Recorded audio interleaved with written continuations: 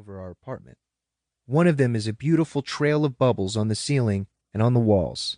If you follow the bubbles from the front door to the master bedroom, you find a giant fish, like the Jesus fish, but with all this intricate detail in turquoise and purple, which I love. My mom writes stories for me too, about a character who's based on me, little Bobby.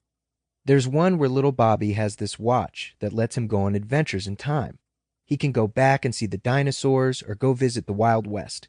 But no matter where he is in time, little Bobby has to come home every hour to check in with his mother so she knows he's safe. One year, she sets up an Easter egg hunt for me. She wakes me up on Easter morning and takes me down to the creek that runs between our complex and the next one across the way, and I run around all excited, picking up all these plastic Easter eggs with grape and strawberry jelly beans in them. Probably the most fun we have is when the Fresh Prince of Bel-Air comes on. Every time the theme music starts, we jump on the bed and sing, "In West Philadelphia, born and raised." I can't actually sing the theme song or I'll get sued. We do that and I laugh and laugh. I don't have too many memories of my dad being around. One of the few memories of him that's a good one is Halloween. My mom never lets me celebrate Halloween. "It's the devil's night," she says. But then one year my dad's around and she gives in and lets him take me to Target to get a costume. We get to the Halloween aisle and I look up and I'm in kid heaven. It's like they've got every cartoon character and superhero on the planet. My dad points down the aisle and says, "You can be whatever you want." I can't believe it, because we never have money for stuff like this. "Listen here," he says. "I'm going to be a ninja. Maybe we could go as ninjas together." "No way," I say. "I'm going to be Superman." So I'm Superman, and for the next couple of years I wear the shit out of that costume because it's the only costume I have.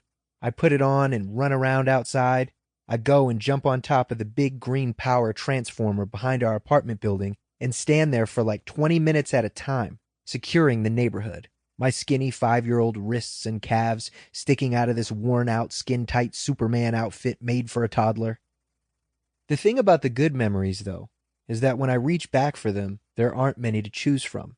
There's the fish bubbles, and the little Bobby stories, and the Fresh Prince. And after that, it falls off pretty quick. And it sounds strange to say, but the good memories are the ones that make me sad. It makes me sad that the most precious memories of my childhood are the ones that the average person would throw away. Most kids probably don't remember the exact flavor of jelly bean they got in their Easter egg, because those kids got to do Easter egg hunts every year, so it was no big deal. But for me, it was the one time when I was 4. Still, even though the good memories hurt, I cherish them and hold on to them because they're the only ones I have. The bad memories outweigh the good by far, but they don't hurt as much anymore. I've dealt with them. I understand them. And a lot of those memories, I'm by myself. Most mornings I wake up and go out to the living room and I'm on my own. Empty cans of Coors Light littering the coffee table, ashtrays piled high, the apartment reeking of cigarettes. The fun, creative mom who's up all night painting murals and writing stories. I won't see her until she wakes up at 10 or 11, sometimes noon.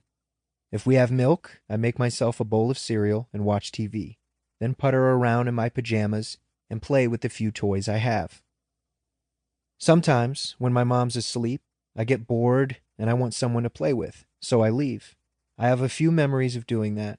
Like the time I wander out looking for the kid who lives across the hall and I get locked out and I start banging on the door, but my mom doesn't come and I start crying and I'm out there for what feels like forever, banging and crying, and eventually I have to go to the bathroom, so I shit in my underwear.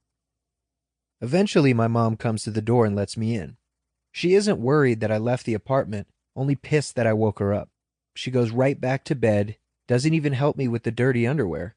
I have to take it off in the bathroom and clean up myself. It's always like that. In this other memory, I'm at the breakfast table eating a ham sandwich for lunch. It goes down wrong, and I start to choke, and my mom's not around. I can't breathe, and I'm choking, and I'm alone, and I'm terrified. Finally, I cough it up, spewing chunks of ham sandwich everywhere. I run to my mom in the next room, crying and afraid. But she doesn't hug me and tell me everything's going to be okay. She scolds me for making a mess. Then she drags me back to the table and yells at me to clean it up. I have so many memories of moments like that. moments of whiplash. To keep listening to this audiobook for free, click the link in the description. It will take you to a free Audible trial where you can listen to this and many other books for free for 30 days.